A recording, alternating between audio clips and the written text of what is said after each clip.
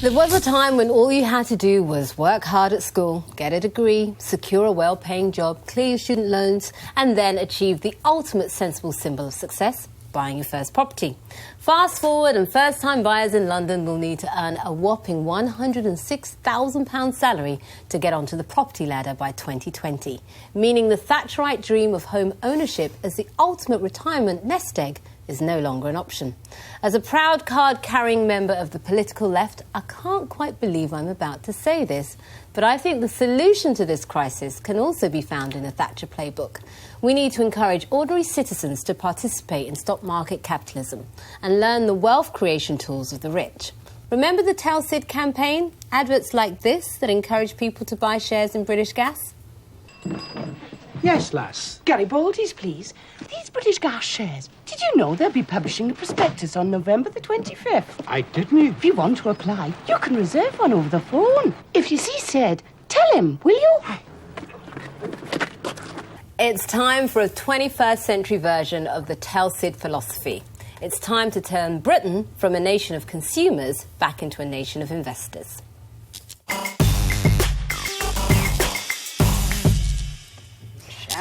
So, most people, so I've got so many points to make on this. Make them. So most people that have pensions, they are already invested in stocks and shares. You know, that's where their money is. And they have, huge experienced portfolio managers that are doing that, and they know what they're doing.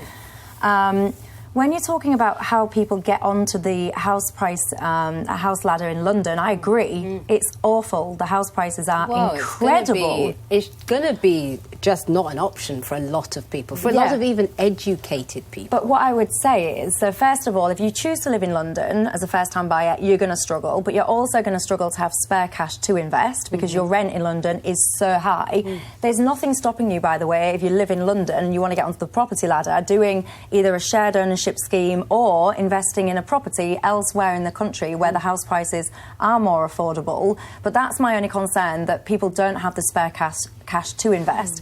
And if you want us to... The Tell Sid, don't be fooled, the Tell Sid campaign was essentially a marketing platform for the government to get to raise as much money for themselves by selling essentially what was their company. Yes, I agree. And I think you need to tread very carefully because stocks and shares are risky. There's a whole, raft of what stocks and shares you can invest in. A lot of people already do through their ISAs as well. That's another way people do it. But telling people, get yourself out there, set up a share trading account. Yes, of course, people can do that, but governments need to tread very carefully in terms of offering financial advice, telling people to do that. They're not financial advisors. Yeah, well, I'd like to add I am not a financial advisor. But what I would say is, at the end of the day, before, we all knew if you earned a certain level of income, the way to protect that income long-term was to get onto the property ladder.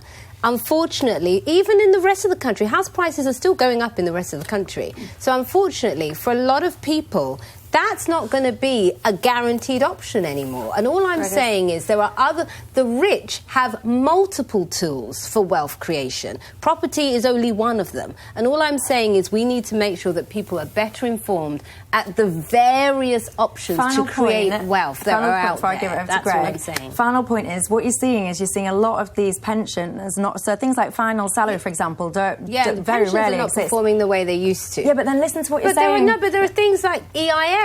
No, but let me make my final point before Greg comes in. Sorry. My final point is, you've just said pensions are not performing the way that they used to. Pensions, on the whole, are experienced portfolio managers investing significant amounts of money in the stock market.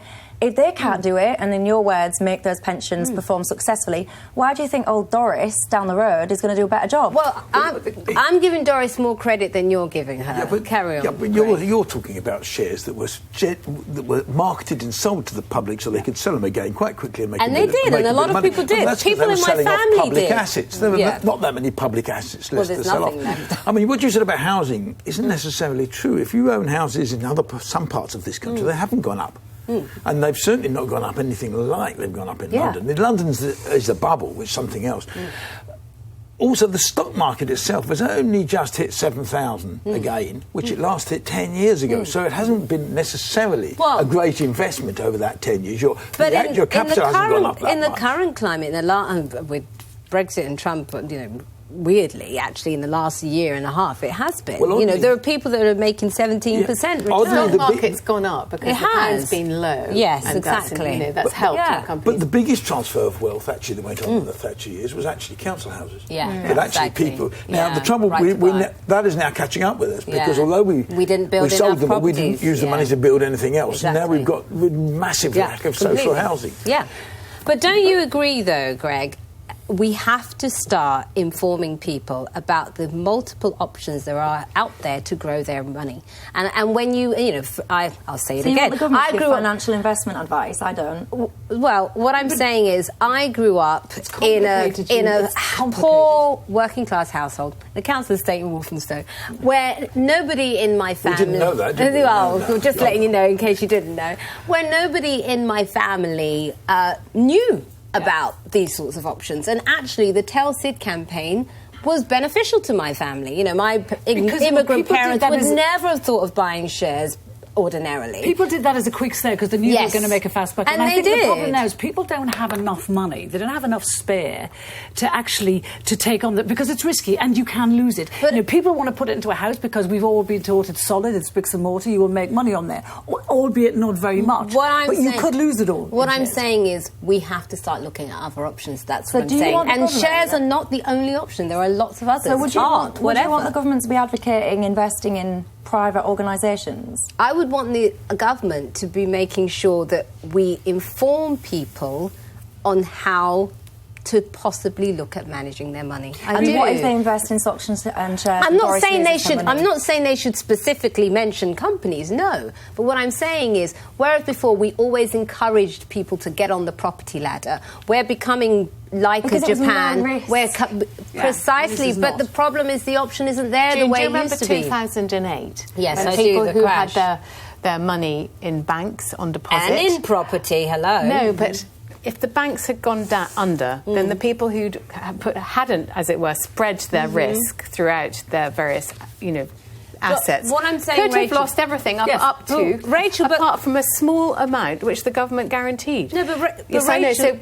But all investment is risky. What I thought you were going to be talking about is why we should invest in companies in order that British companies should grow and maybe improve the infrastructure of this country, which is shonky. I agree. Not in order so that people can make a fast buck like they did when we bought British Telecom shares. No, but it's twofold, Rachel. It's one, the more of us actually own shares in these large multinationals means that we're able to influence precisely. Yeah. So we're able to influence the way they do business and stop paying their executives multiples of the lowest paid workers. Exactly. Yes, and then secondly, it is also a way of generating wealth long term for us. Well, we have to look at multiple options. I worry that you're actually telling people that they should put their money in stocks and shares and they're going to lose money. I'm not telling people that. I'm just saying that not everyone can buy property anymore. I've got an example of a guy in China, because in China, private investors used to do this a huge amount. Let me just show you this guy who's doing what you want people to do. Every day I lose money. I'm just an ordinary person. I don't earn that much. Then I lose money in stock market. Of course I was scared. I heard news about people who borrow a lot of money and then jump off buildings. It's scary. Even if I didn't invest a huge amount, it's money I worked hard for. And this is the thing, stocks and shares are risky, and I can't stress enough, most people are already involved in them by way of their pensions with experts managing. The truth is they have no control over that. If you're in a company pension scheme, you have no control over what happens to your money. But also what I'm saying is that is not the only option. I'm saying that is one. And up until now, and then any investment manager knows that actually you have to have a diverse portfolio. Yeah. You don't only put your money in one thing. But what we've encouraged people to do is only put their their money in one thing, which has been property up until now. But then and that is not enough anymore. That's what I'm saying. Property, you could join a fund. You could join people. Well, then you're saying what I'm saying. That's what I'm saying. No, I'm on about like a property thing. So if you look at, there's various different groups at the moment that club their money in. They come together and they buy a share in a property. Well, I don't have a problem with that. Hands up, who's a property owner? Well, we all are. Exactly. Yeah. And hands up who's got shares. I've got an ISA. And I'm only now understanding what my shares are, and that's why I'm saying this. I'm understanding in a way that I've never understood it before, because I understand the importance of it. I'm about to start doing what you're doing, and it's like a foreign language to me. And I think a lot of stocks and shares about getting a portfolio together. I've had to sit down with someone for 2 weeks to try and get that. And the fact it's like over my head. It does not come naturally to me. And I think a lot of people wouldn't have the time, inclination, or prepared to put in the efforts to understand, because they're busy working. They come in at 7 o'clock, and that's. But we have to make sure that people prepare for the future. Yeah, no, you're right. Yeah, absolutely. You are right. I do agree with that.